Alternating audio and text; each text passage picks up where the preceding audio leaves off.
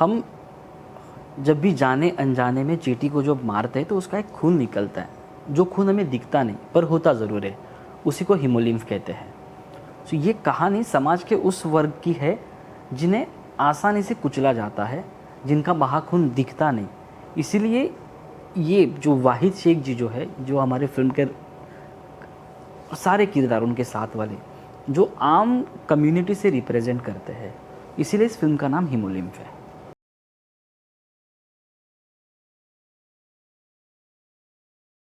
Right, क्या है ना, दरअसल अब देखो, जिस जिस तरह का देश में माहौल चल रहा है ना, ये माहौल आज देश के लिए मेरे को लगता नहीं नया है।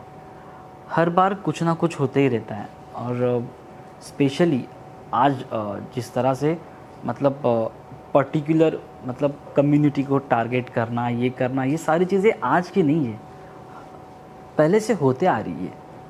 आज इस टॉपिक को चुनने की वजह इसी स्पेसिफिक नहीं हो सकती, बिकॉज ये जो चीज़ें हैं जो चलते आई है वो हमेशा आगे जाके चलने भी वाली है। लेकिन जो आम लोगों पर होने वाला शोषण है या फिर जुल्म है, वो चलते ही रहने वाला है। सो ये कहानी आज चुनने की कोई खास वजह नहीं है। वजह यही है, जो चलते आ रहा है वो कुछ हद तक इस कहानी की वजह से कम तो हो, या फिर आगे अगर कुछ होगा तो इस कहानी की वजह से कुछ सोचे तो कम से कम करने के लिए। इसलिए कहानी ये आज हमने चुनने की यही वजह है एक्चुअली।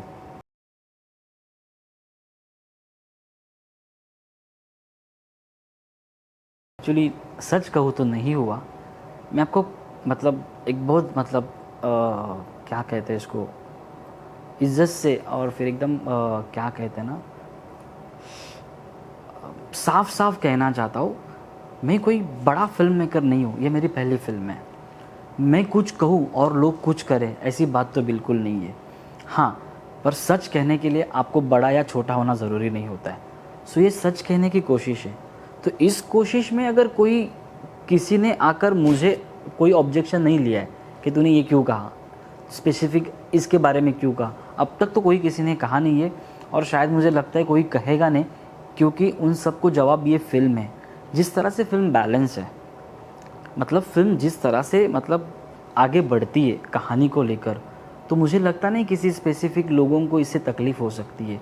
हालांकि लोगों पर एक सवाल ही आता है कि यार, इतने अंडर टायर्स आज देश में जो लोग रह रहे हैं, उनकी इतनी तकलीफ़ है, इतने प्रॉब्लम्स है, आज इस विषय के चयन की वजह से शायद लोगों के दिमाग में तो आएगा।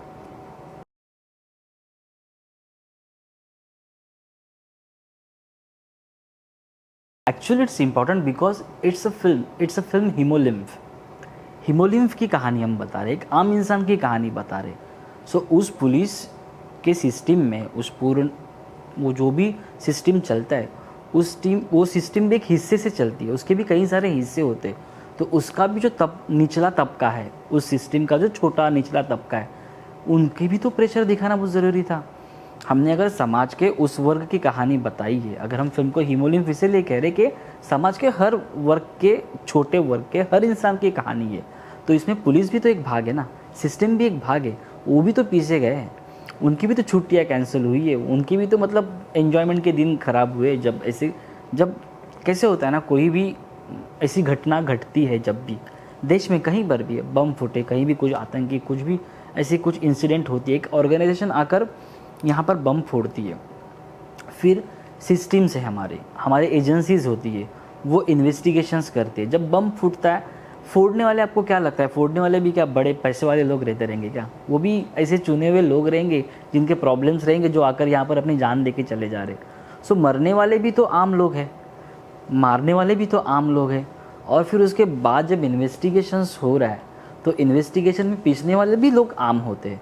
सो ये जो आम लोग हैं ना, इन आम लोगों की कहानी ये हीमोलिम्फ है। सो सिस्टम में होने वाले आम भी तो इससे छुट्टी नहीं चाहिए। मैंने जैसे कहा ना कि इस फिल्म से किसी को तकलीफ इसीलिए नहीं हो रही है क्योंकि ये बैलेंस फिल्म है। इसमें हर किसी के बारे में बताया गया है। हर किसी का मतलब ये होता है जिनका खून और पसीना जो बहता है, जो दिखता नहीं, वो दिखाने की कोशिश हमने की है, इसीलिए ये हीमोलिम्फ है। तो सिस्टम भी उसी का भाग है।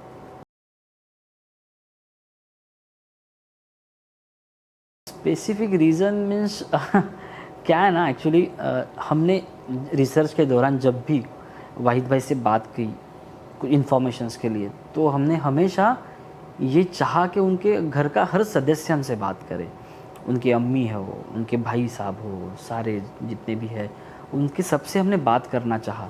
उस वक्त हमने भाभी से भी बात करना चाहा, बट वाहिद भाई का ये कहना था कि वो पर्दे वाली है, वो गैर मर्द से बात नहीं करती और ये सारी चीज़ें, तो उनका मतलब, तो ये एक रीज़न समझ में आया। तो फिर हमने एक लेडी को अपॉइंट किया उनसे बात करने के लिए, बट वो लेडी से भी बात करना नहीं चाहती थी। उनके अपने दुख थे कि उनका ये कहना था कि यार वो फिर से वो 9 साल मेरे को नहीं रिवाइज़ करने हैं। सो हमने उनको ज़्यादा मतलब तकलीफ़ देने की हमने भी सोची नहीं, बट लेकिन वो एंड तक ना अपनी ज़िद पर अड़ी हुई थी मोहतरमा कि यार नहीं बात करूँगी। तो उनकी जो ज़िद थी ना, वो नहीं बात करने की, उस ज़िद ने हमें भी इंस्पायर्ड किया कि यार एक पर्दे वाली औरत अगर अपनी रियल लाइफ में किसी को नहीं दिख रही है, तो वो रियल लाइफ में भी किसी को नहीं दिखेगी। तो हमने भी अपने आप में एक टास्क बनाया और उस टास्क को लेकर चले। हमने उनका फेस कभी नहीं दिखाया, उसकी वजह वह थी। मेरे को ना मतलब बेहद खुशी हुई, मैं जब मतलब आज ट्रैवल कर रहा था या फिर जब आने की कोशिश में था, तो यार मेरी अंग्रेज़ी बड़ी ख़राब है और मेरी हिंदी भी इतनी अच्छी नहीं है, और मेरे को उनसे बात करनी थी जिनको यार मतलब जिनकी हिंदी अंग्रेज़ी का मतलब मेरे को पता नहीं क्या है। तो मैं सोच रहा था कि लोग क्या सोचेंगे, कैसी बात करेंगे। बट जिस तरह से लोगों ने सवाल पूछे, तब जो भी 100-150 लोग थे, उनमें से जो 4-5 लोगों के सवाल आए, वो सवाल इतने बेहतरीन थे। मतलब उन्होंने वो सारी छोटी-छोटी चीज़ें फ़िल्म में दिखाई गई, पॉइंट आउट की। सो मैं बेहद खुश हूँ कि यहाँ पर आने का जो मतलब क्यों आऊँ ये सोच रहा था मैं, आकर क्या कहूँगा वहाँ पर।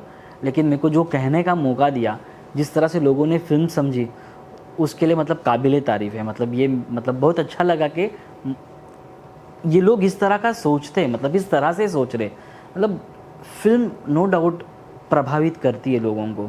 फ़िल्म देखने के बाद लोगों पर असर होता है, बट मेरे को पता नहीं था कि यहाँ पर भी लोग इस तरह से रिएक्ट करेंगे, जिससे बहुत अच्छा लगा मेरे को।